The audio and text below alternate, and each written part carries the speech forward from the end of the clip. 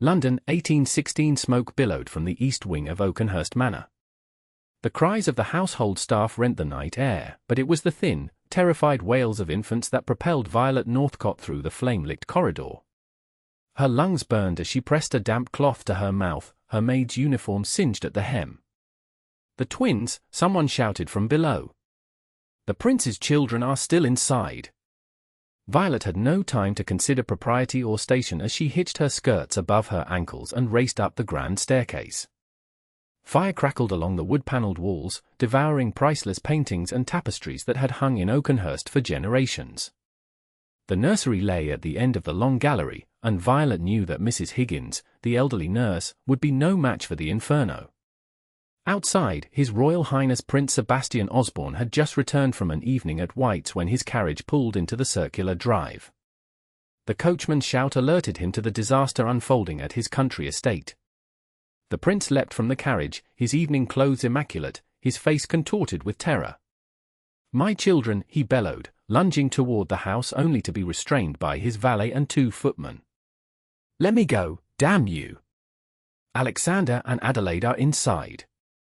"Your Highness, the roof may collapse at any moment," his valet pleaded, struggling to hold back the powerful man who, despite his royal bearing and refined manners, had once been known as the finest pugilist at Cambridge. Inside, Violet reached the nursery to find Mrs. Higgins unconscious on the floor.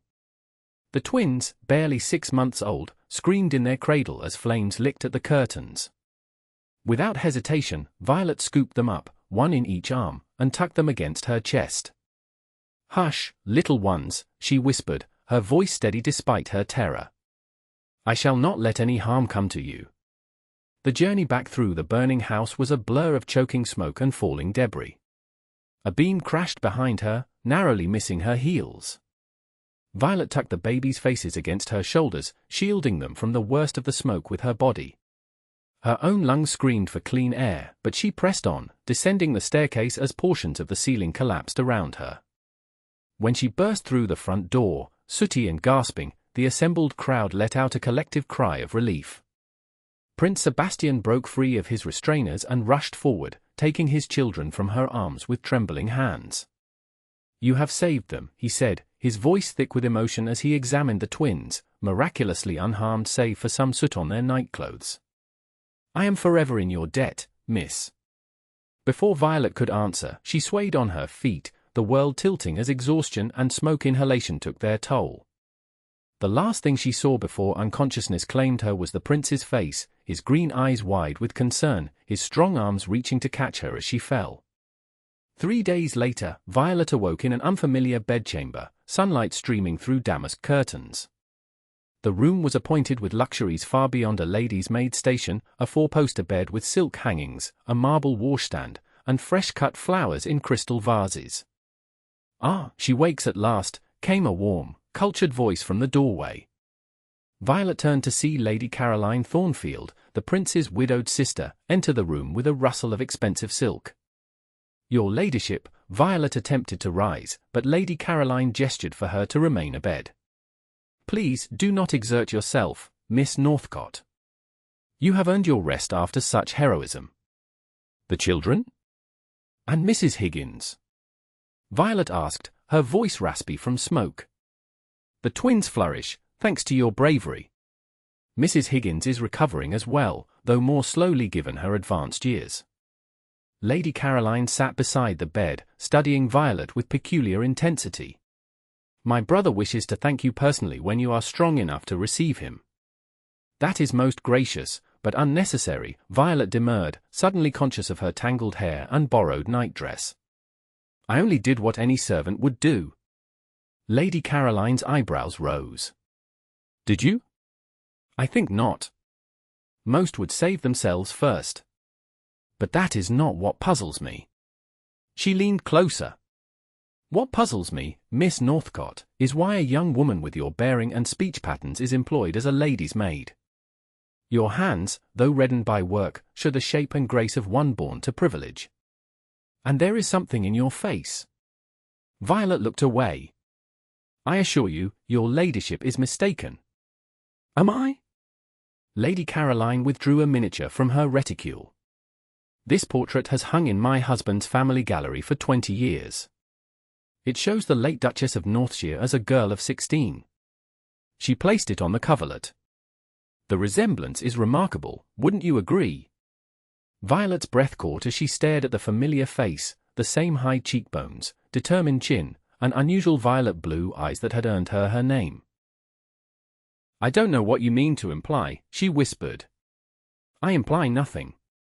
I merely wonder how the daughter of a duke came to be employed as a lady's maid in my brother's household." Lady Caroline's tone was gentle but insistent. "Especially when that duke's family was reportedly lost at sea 7 years ago, with no survivors." Violet's hands trembled. 7 years of careful secrecy threatened to unravel before her eyes. "Please, your ladyship. Some secrets are best left buried." "Perhaps. But some truths demand to be told." Lady Caroline rose. "Rest now. My brother will call upon you tomorrow, and you may decide then what to reveal. But consider this, he owes you his children's lives. If anyone can be trusted with your secret, it is Sebastian."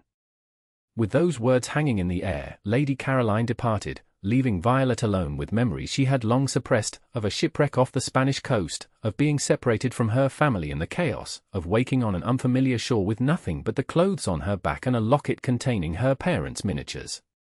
At 18, with no papers, no connections, and the fear of being used for ransom or worse if her identity was discovered, she had chosen the safety of anonymity. Now, at 25, Violet had spent 7 years hiding in plain sight, working her way from scullery maid to lady's maid through diligence and the education she could not quite conceal. And tomorrow, she would face the prince, whose piercing green eyes seemed already to see too much. Prince Sebastian paced the length of his temporary study at Thornfield House, his sister's London residence where they had taken refuge after the fire at Oakenhurst. Reports from his steward indicated the fire had started in the kitchen, a tragic accident rather than malice, but that did little to ease his mind. "She saved them, Caro," he said, "not for the first time. When I think what might have happened had she not been there." "Indeed." Lady Caroline watched her brother with a knowing smile. "She is quite remarkable, our Miss Northcott. Is she well enough to receive visitors?" The physician said the smoke, "She is much improved. I spoke with her this morning." Sebastian nodded, adjusting his cravat unnecessarily. He had dressed with particular care in a blue superfine coat that his valet assured him brought out his eyes, though he could not quite explain to himself why the good opinion of a lady's maid should matter. "There is something else you should know before you speak with her," Lady Caroline said, her expression suddenly serious. "I have reason to believe Miss Northcott is not who she appears to be." Sebastian frowned. "What do you mean? Do you recall the tragedy of the Northshire family? The Duke, Duchess, and their only daughter lost at sea during that terrible storm off Cadiz?" "Vaguely. It was some years ago. 7 years, to be precise. Their daughter, if she had lived, would be about 25 now." Lady Caroline handed him the miniature she had shown Violet. "Look familiar?" Sebastian studied the portrait, then inhaled sharply. "Good God, Caro! You cannot be suggesting, I suggest nothing. I merely present the evidence of my eyes.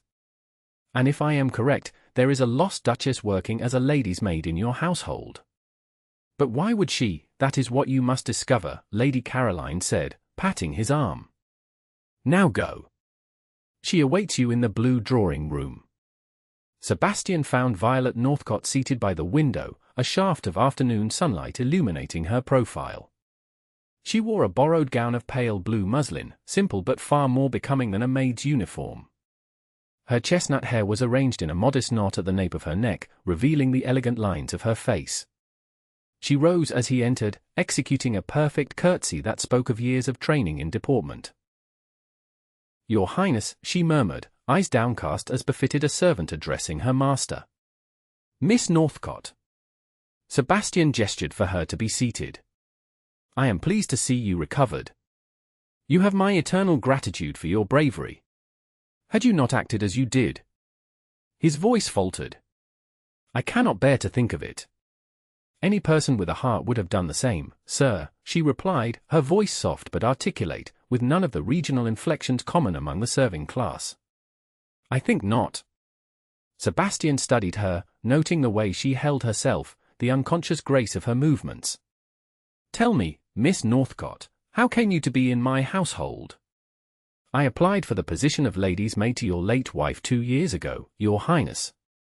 The princess was kind enough to engage me, though I had little experience. Yet your references must have been satisfactory. Violet hesitated. The housekeeper at Thornfield vouched for me. I had worked there previously. Under the same name. Her eyes flashed up to his, wary and alert. I have always been Violet Northcott, sir. Have you indeed? Sebastian moved closer, drawn by something he could not name. My sister has a fascinating theory about your identity. Violet's knuckles whitened where they gripped her skirts. Lady Caroline has a lively imagination. She believes you may be Lady Violet Northcott, daughter of the Duke of Northshire, presumed drowned 7 years ago. He watched her face carefully. A fantastic notion, is it not? The colour drained from Violet's cheeks. Quite fantastic, Your Highness. Yet you do not deny it outright. Would Your Highness believe a mere denial from a servant? I would believe the truth from the woman who saved my children, Sebastian said gently. He took a seat across from her. Miss Northcott, or should I say, Lady Violet, I give you my word as a gentleman that whatever you tell me will go no further if that is your wish. Violet's composure finally cracked. You cannot know what you ask, she whispered. 7 years of safety, of anonymity, safety from what? Who threatened you? She looked up, her violet blue eyes brimming with unshed tears. Not who, but what? Circumstance. Vulnerability. I was 18, alone in a foreign land. My parents dead, our ship destroyed. Had I revealed myself as the Duke's daughter, what fate might have awaited me? Ransom? Exploitation? Or worse, marriage to someone who sought only my inheritance? Sebastian felt a surge of protective fury at the thought. So you concealed your identity and took employment?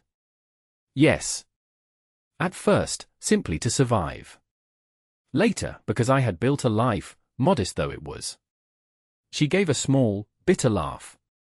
And now, with a few words from Lady Caroline, that life may be undone. Or perhaps a new one may begin, Sebastian suggested. If you are indeed Lady Violet, there is an estate and fortune held in trust for you. Cousins managing the dukedom, awaiting your potential return. And what would they make of a duchess who has spent 7 years as a servant? She shook her head. The scandal would be insurmountable. Not necessarily. Sebastian leaned forward, surprising himself with the intensity of his interest in her future. With the right allies, the right narrative, a fairy story, you mean? Violet interrupted, a flash of spirit animating her features. The lost duchess, miraculously returned from the dead? I think not, Your Highness. The Tun would never accept it without proof beyond a mere resemblance to a portrait. Sebastian smiled slowly. But I believe there may be proof. If you are truly Lady Violet Northcott, you would have certain knowledge, certain birthmarks or identifying features known to your family. Violet's hand moved unconsciously to touch her left collarbone, where a small crescent-shaped birthmark lay hidden beneath her gown. Sebastian's eyes tracked the movement, and something shifted in his expression. You have such a mark, he said softly. As does your cousin, Lord Edmund Northcott. A family trait, I understand. Violet stared at him. How could you possibly know that? Because, my dear lady, your cousin is one of my oldest friends. Sebastian's smile widened. We were at school together.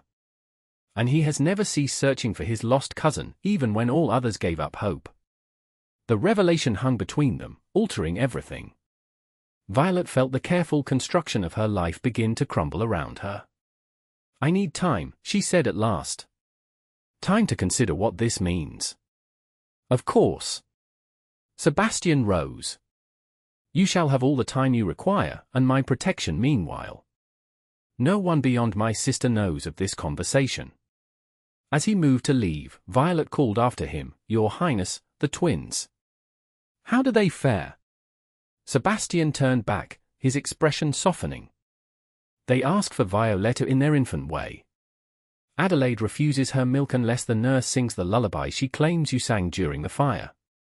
"Lavender's blue," Violet murmured. "My mother sang it to me." Their eyes met across the room, and for a moment, all questions of titles and stations fell away, leaving only a man and a woman connected by two small lives and a debt that could never truly be repaid. "Perhaps," Sebastian said carefully, "you might visit the nursery tomorrow? The children would be comforted by your presence." Violet nodded, unable to refuse the request despite the complications it might create. "I should like that very much, Your Highness." Neither could know, as Sebastian bowed and departed, that this simple agreement would set in motion events that would transform both their lives irrevocably.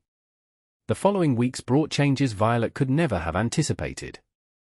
Installed as a guest at Thornfield House, she found herself in an ambiguous position, neither servant nor acknowledged aristocrat, but something in between that baffled the household staff and amused Lady Caroline greatly. "You must make a decision soon," Lady Caroline advised one morning as they strolled through the garden. "The season begins in earnest next month. Already, rumors circulate about the mysterious young woman residing with the prince's sister." "What manner of rumors?" Violet asked, alarmed. "Nothing scandalous, yet. Merely speculation about your identity. Some suggest you are a distant relation fallen on hard times. Others wonder if you might be a potential governess for the twins." "That would not be so far from the truth," Violet admitted, thinking of her daily visits to the nursery. Prince Sebastian's children had captured her heart completely. Little Adelaide with her father's green eyes and determined temperament, Alexander with his ready smile and curious nature, they had become the center of her days. And their father? Violet pushed the thought aside. It would not do to dwell on the prince's increasingly frequent presence during her visits, or the way his gaze followed her movements, or how their conversations had gradually extended beyond the children to books they had both enjoyed, music they appreciated, and eventually, to more personal matters. "Sebastian cares for you," Lady Caroline said suddenly, as if reading her thoughts. "I have not seen him so animated since before Eliza's death." Violet flushed. "His Highness is merely grateful for his children's safety. Gratitude does not inspire a man to change his cravat 3 times before joining you in the nursery." Lady Caroline's eyes twinkled. "But your situation remains problematic. If you are Lady Violet Northcott, you must reclaim your title and fortune. If not, you cannot remain indefinitely in this curious limbo." Violet knew she was right. The deception, if such it was, had gone on too long. That evening, she wrote 2 letters. The first, to Lord Edmund Northcott, requesting a private meeting. The second, to the solicitor who had managed the Northshire affairs, inquiring about certain particulars of the estate that only the Duke's daughter would know. 3 days later, a carriage bearing the Northcott crest arrived at Thornfield House. Violet received her cousin in the small morning room, her hands trembling slightly as the door opened. Lord Edmund Northcott was a tall man of 30, with the same dark hair and distinctive eyes as Violet. He stopped short upon seeing her, his face draining of color. "Good God," he whispered. "It is true." "Cousin Edmund," Violet said softly. "It has been many years." He approached slowly, as if afraid she might vanish. "Violet? Is it really you?" She nodded, emotion closing her throat. Edmund reached for her hand, examining the emerald ring she wore, the one possession she had never relinquished, keeping it hidden in a small pouch sewn into her garments. "Mother's ring," he said hoarsely. "She gave it to you on your 16th birthday. I remember the celebration at Northshire Abbey. You wore a blue coat and complained that the dancing went on too long," Violet replied, a smile breaking through her tears. "You preferred to be in the stables with your new hunter." Edmund gave a strangled laugh and pulled her into an embrace. "Cousin, we thought you dead these 7 years. Where have you been?" How did you survive? Over the next hour, Violet recounted her tale, the shipwreck, her rescue by a Spanish fishing vessel, her journey back to England under an assumed identity, and the years of service that followed. But why not come to me? Edmund demanded. To think of you laboring as a servant while your fortune lay unclaimed. I was afraid, Violet admitted. Afraid of fortune hunters, of scandal, of not being believed. By the time I might have found the courage, I had built a life of my own. A life that nearly ended in fire, came a deep voice from the doorway. Both turned to see Prince Sebastian standing there, his expression unreadable. Your Highness, Edmund rose, bowing deeply. I understand I have you to thank for this miracle. Not at all. It is I who owe Lady Violet an unpayable debt. Sebastian's eyes met hers. She has restored not only my children but, it seems, herself as well. The warmth in his gaze made Violet's heart race. She knew then that the path ahead, however complicated, was one she must travel. It seems, cousin, that I must impose upon your generosity, she said to Edmund. I find myself in need of reintroduction to society. Edmund's face split in a grin. Nothing would give me greater pleasure. The solicitors confirm your identity, the details in your letter could only have come from my uncle's daughter. The Northshire fortune awaits, and the dukedom will pass to your future son, as stipulated in the entail. Violet felt a momentary dizziness at the enormity of the change before her. From lady's maid to duchess in a matter of weeks. There is much to arrange, Edmund continued. Your formal presentation, the announcement in the papers, legal transfers, and a new wardrobe, Lady Caroline interjected, having entered behind her brother. You cannot reclaim your position in society in borrowed gowns, my dear. Violet looked from one to another, overwhelmed. You are all too kind. But the scandal will be managed, Sebastian assured her. Your story is one of survival against impossible odds, of dignity in adversity. Society loves nothing more than a romantic redemption. Besides, Edmund added, you are the wealthiest unmarried woman in England. That tends to smooth over the roughest of scandals. Violet caught the slight change in Sebastian's expression at the mention of her unmarried state and fortune. A shadow crossed his features, quickly mastered. Then I place myself in your capable hands, she said, looking directly at Sebastian. Though I hope my value is not measured merely in pounds sterling. Never, he replied softly, and in that single word, Violet heard a promise that both thrilled and terrified her. The following weeks passed in a whirlwind of activity. Violet's resurrection as Lady Violet Northcott, Duchess of Northshire in her own right, created exactly the sensation Edmund had predicted. Her story, carefully curated to emphasize her courage and resilience while minimizing the years in service, captivated the ton. That she had saved the royal twins from fire only enhanced the romantic narrative.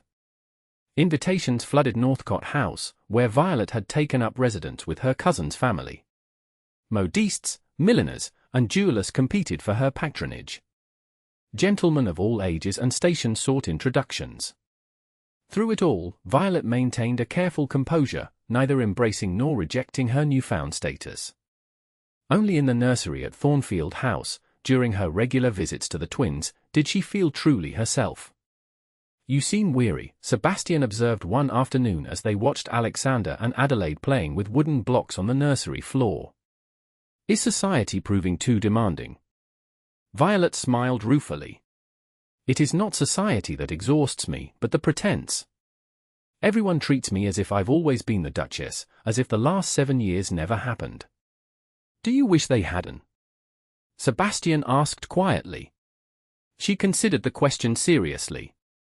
No. Those years taught me self-reliance, compassion, the value of work. They showed me a world most in my position never see. She looked down at her hands, no longer reddened by labor but still strong. I would not trade that knowledge, though I might wish the circumstances had been different. Sebastian moved closer, his voice lowering. And what of us, Violet? Would you wish our meeting had come through different circumstances? The intimacy of her Christian name on his lips sent a shiver through her. They had been circling this conversation for weeks, both aware of the growing attachment between them yet constrained by propriety and their respective positions. "I would not change our meeting for the world," she replied honestly. "Though perhaps I might wish it had occurred when I was already restored to my proper station, rather than as your servant."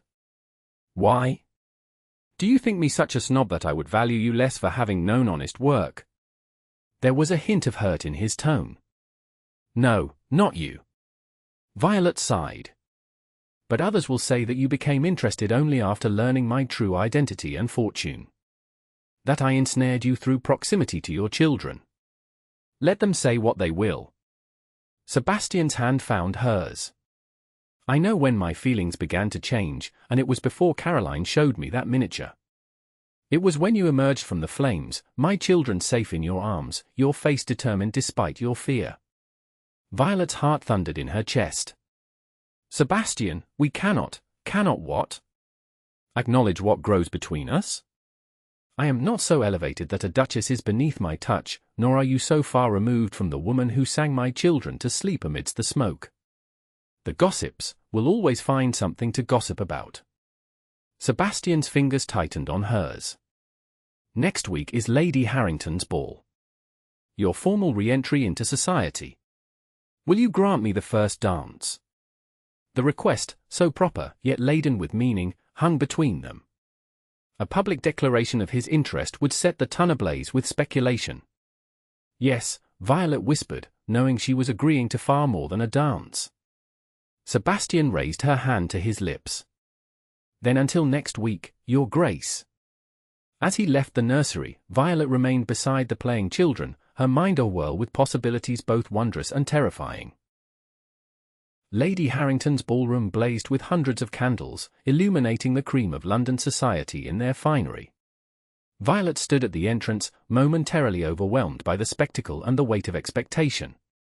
She wore a gown of deep violet silk that complemented her eyes and title, adorned with the Northshire diamonds, a fortune in jewels that had awaited her return in the family vault. Her hair was arranged in an elegant coiffure by Lady Caroline's own Abigail, and she carried herself with the poise instilled by years of aristocratic upbringing, temporarily submerged but never truly forgotten. "Ready, cousin?"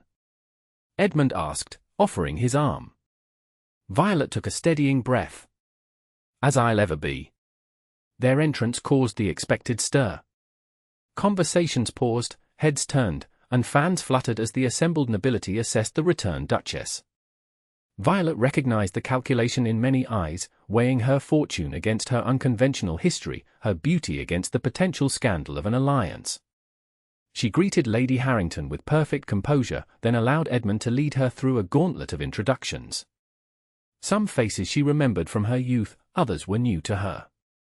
All regarded her with varying degrees of curiosity, envy, or speculative interest.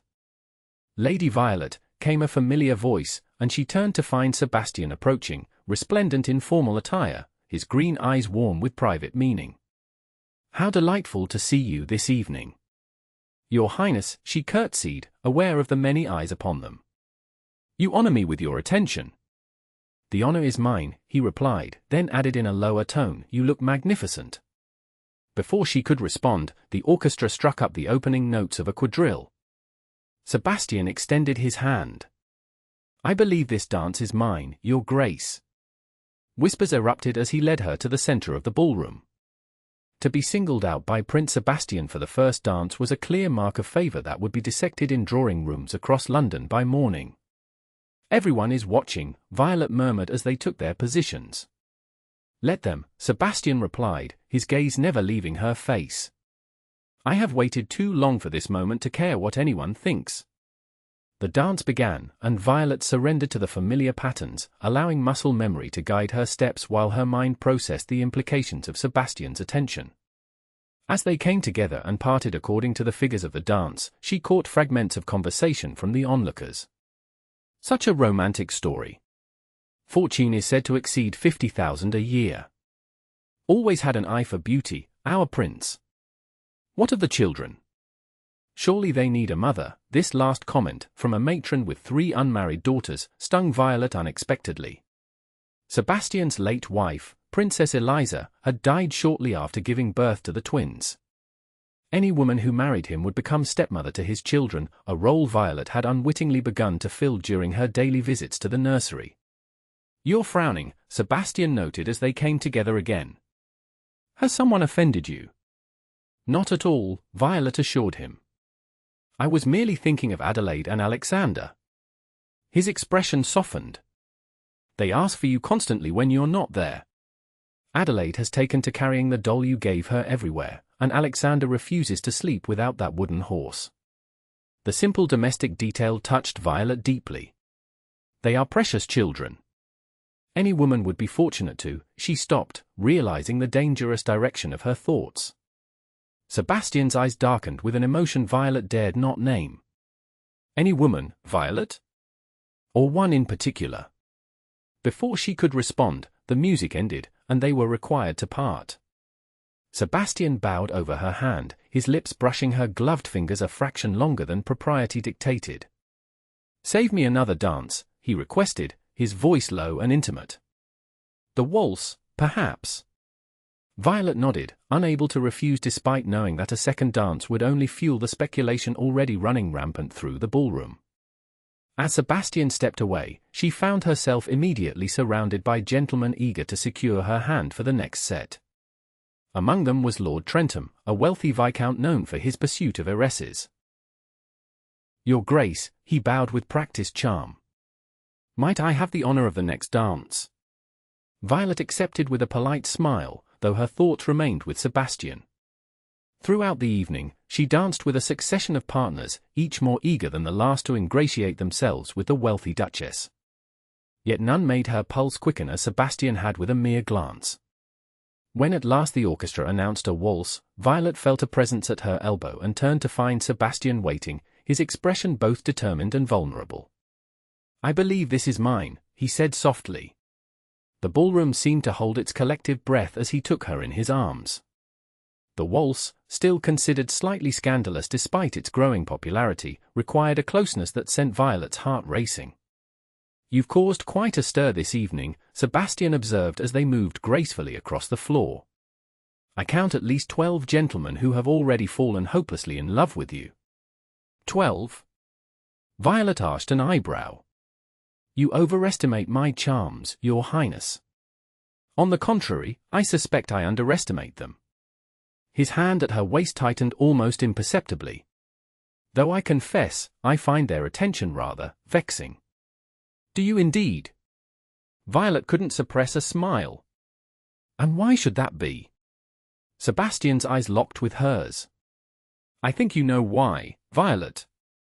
The directness of his gaze sent heat flooding through her.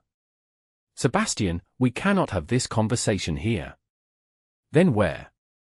When?" "For weeks we have circled each other, speaking in pleasantries and half-truths." His voice dropped to a whisper. "I can bear it no longer." Violet missed a step, startled by his intensity.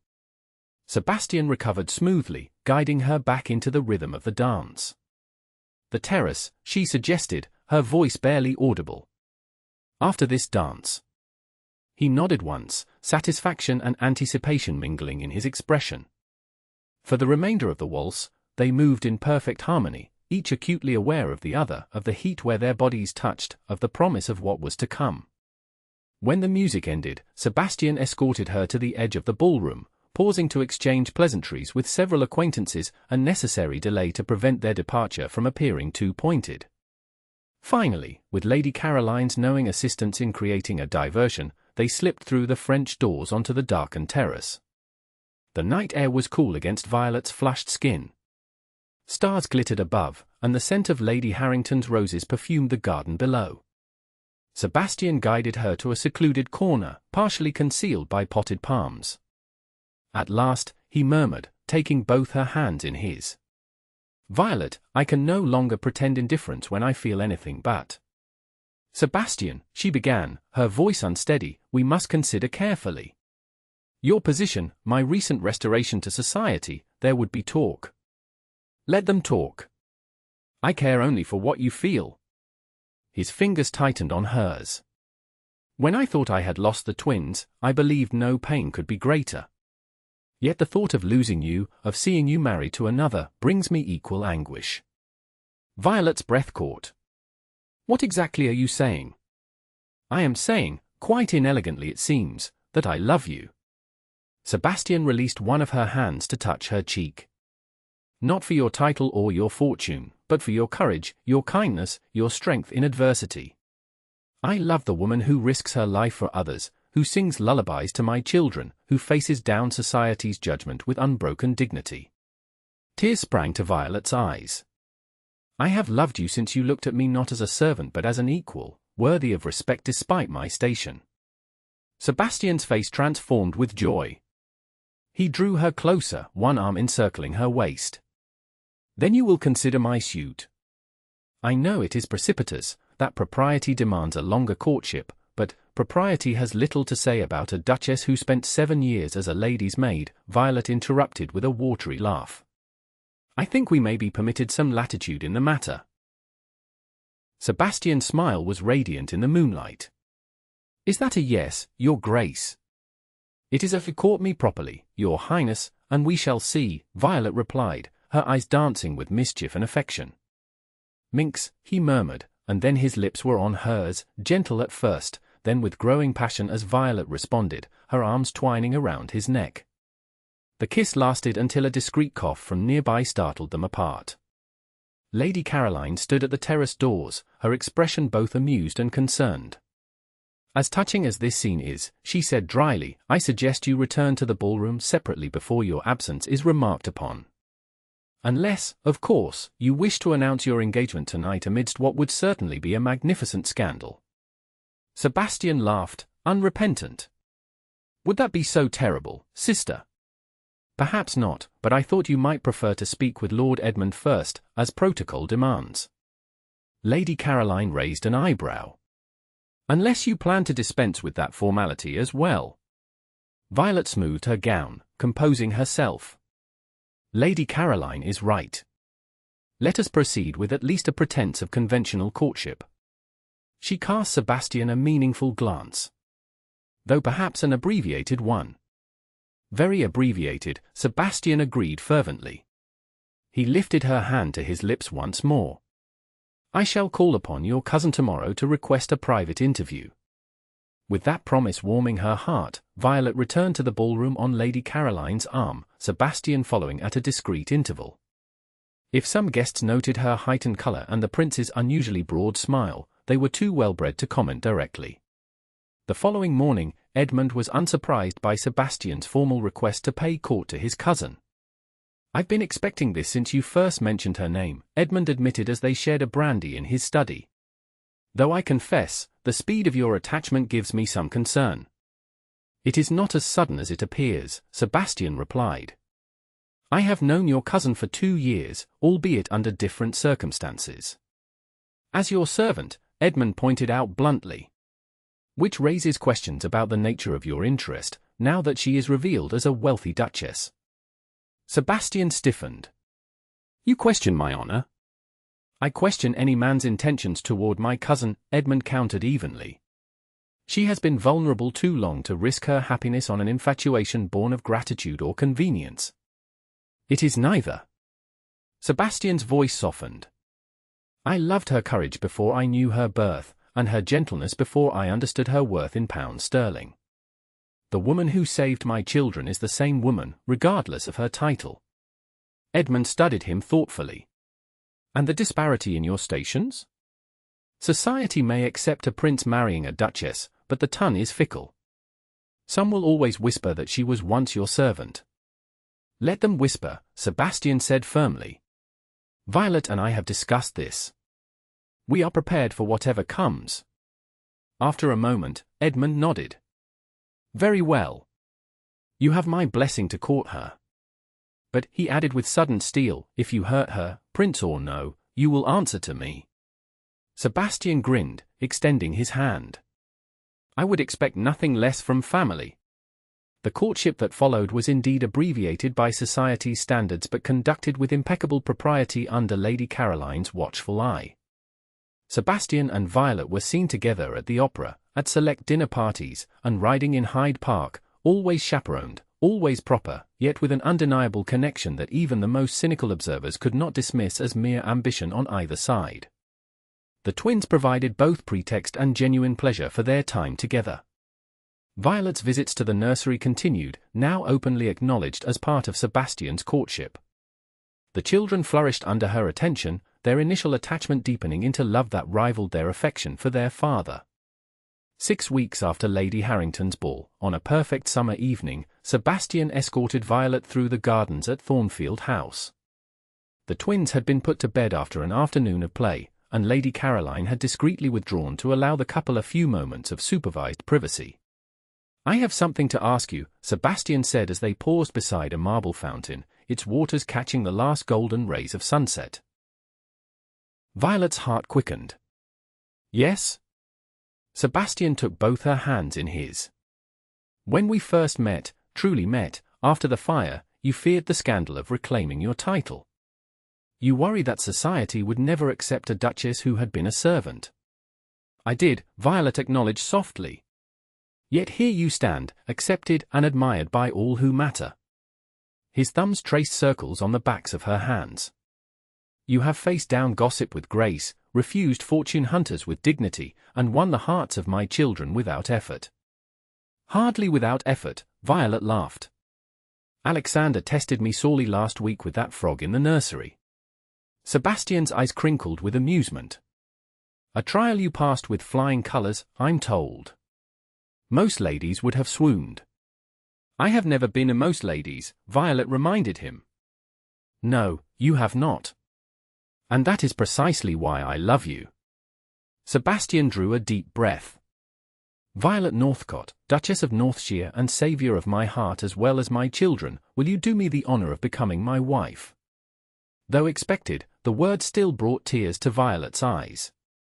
"Yes," she whispered, "with all my heart, yes." Sebastian's face illuminated with joy. He reached into his pocket and withdrew a ring, not a new purchase, Violet realized, but an antique emerald surrounded by diamonds. "This belonged to my grandmother," he explained as he slipped it onto her finger beside her mother's ring. "I thought it fitting, as she too was known for her unconventional spirit and courage." The ring fit perfectly, as if destined for her hand. Violet looked up at her future husband, marveling at the journey that had brought her from shipwreck to servitude to this moment of perfect happiness. "What are you thinking?" Sebastian asked, drawing her close. "That sometimes the path to happiness takes unexpected turns," Violet replied, "and that I would endure 1,000 fires to find myself here with you." Sebastian's lips met hers in a kiss that sealed their promise and began their future, a future built on courage, transformation, and a love that had recognized worth beyond titles and stations. 6 months later, after a wedding that united royalty and nobility in a celebration London would long remember, the new Princess Violet stood in the nursery at Oakenhurst Manor, restored after the fire to even greater splendor. Adelaide and Alexander, now approaching their 2nd birthday, played contentedly at her feet while her husband watched from the doorway, his expression one of complete contentment. "Happy?" Sebastian asked, crossing the room to stand beside her. Violet leaned into his embrace, her free hand resting on her abdomen where their first child had just begun to make its presence known, a secret shared only between them until now. "Perfectly," she replied, turning her face up for his kiss. "And you?" "Beyond measure." Sebastian's hand covered hers protectively. The future Duke or Duchess of Northshire will have quite the story to hear one day, of how their mother saved their siblings from fire, and how their father discovered she was a lost duchess. "And lived happily ever after?"